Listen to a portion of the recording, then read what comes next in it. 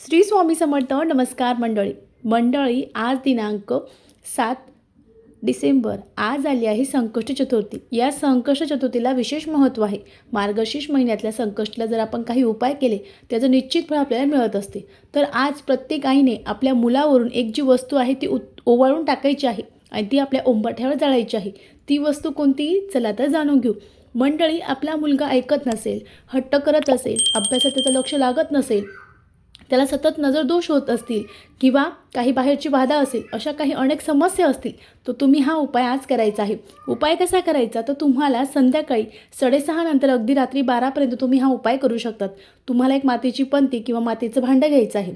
त्यासोबत तुम्हाला पिवळी मोहरी घ्यायची आहे, 2 लवंग घ्यायचे आहे, 1 वेलची घ्यायची आहे आणि त्यानंतर ते आपल्या मुलावरून आपल्याला 7 वेळा उतरायचं आहे.